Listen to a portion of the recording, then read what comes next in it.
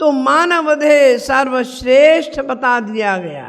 और इस शरीर की कामना वो जो स्वर्ग के देवी देवता है ना, इंद्र, वरुण, कुबेर, सूर्य, चंद्र, ये सब चाहते हैं।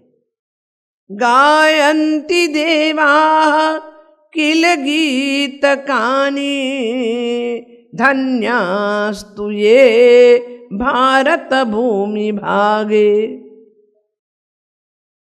वो स्वर्ग के देवी देवता प्रार्थना करते हैं भगवान से हाथ जोड़कर कि महाराज मुझे एक बार जन्म दे दो। कहाँ? भारत में। ध्यान दीजिए, भारत में जन्म दो, एक बार मनुष्य का शरीर दे दो। ये स्वर्ग के देवी देवता भगवान से प्रार्थना कर रहे हैं। बड़े भाग्य मानुष तनु पावा सुर दुर्लभ सद ग्रंथन गावा। शास्त्रों वेदों में लिखा है सुर दुर्लभ सुरैरपि वांछितम, उनको भी नहीं मिलता। वो भी भगवान से कामना करते रहते हैं, महाराज एक बार मनुष्य का शरीर दे दो, एक बार दे दो। आप लोग कहेंगे स्वर्ग के देवी देवता, अरे उनका शरीर तो बड़ा अच्छा होता है। उनका शरीर तो कैसा होता है? वो बड़ी चमक है उनके शरीर में, बड़ी सुगंध है उनके शरीर में। देखिए स्वर्ग के जो देवी देवता होते हैं उनके शरीर के विषय में समझ लीजिए। एक तो उनका भूमि पर, जमीन पर स्पर्श नहीं होता, जमीन से ऊपर रहते हैं। पसीना इत्यादि नहीं निकलता उनके शरीर से, मूत्र, पुरीश, स्वेद का निर्गमन नहीं होता, उनको भूख प्यास नहीं लगती। इतनी चमक होती है शरीर में, ये जो आप लाइट जल रही है ना, सब बेकार है। उस चमक को आप सहन नहीं कर सकते।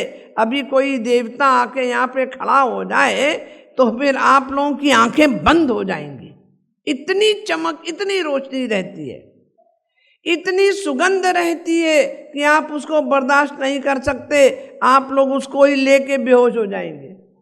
इतनी सुगंध, जैसे बहुत अधिक बदबू में हालत खराब हो जाती है, ऐसे बहुत अधिक सुगंध में भी हालत खराब हो जाती है,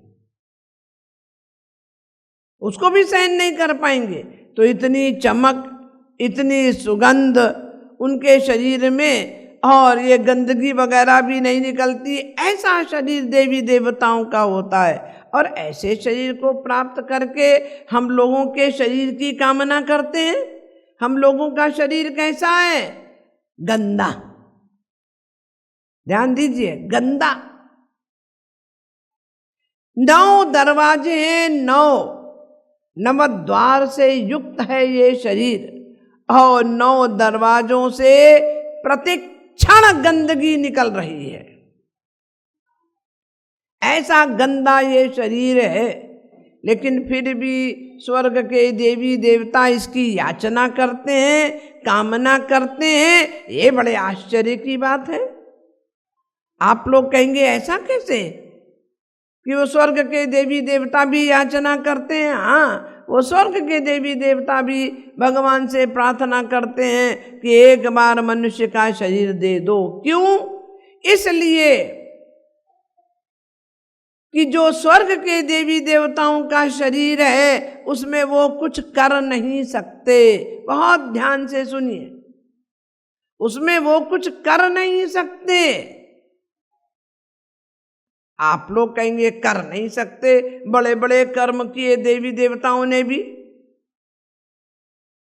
ये युद्ध वगैरह, अरे कर्म तो करते हैं, उनका फल नहीं मिलता, फल नहीं मिलता। ध्यान दीजिए, जैसे एक शेर एक आदमी को खा ले, उसको दंड नहीं मिलेगा। ऐसे ही स्वर्ग के देवी देवता भी कुछ भी करें कोई फल नहीं मिलेगा।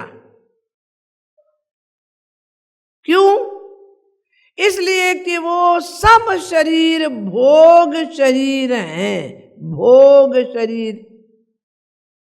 वहां केवल भोगना भोगना है, कर्म का फल नहीं मिलता। जैसे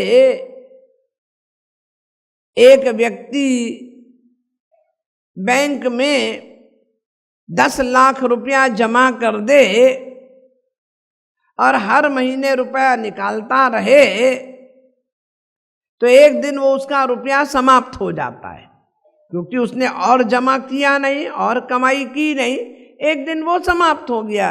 ऐसे ही देवी देवताओं का शरीर है, वो हम लोग जो यहाँ पे पुण्य कर लेते हैं, शुभ कर्म कर लेते हैं, उसको भोगने के लिए स्वर्ग चले जाते हैं। और जब वो पुण्य की लिमिट हमारी धीमे धीमे धीमे धीमे समाप्त हो जाती है, तो हम लोगों को वापस इसी मृत्यु लोक में डाल दिया जाता है, वापस मृत्यु लोक में आ जाते हैं।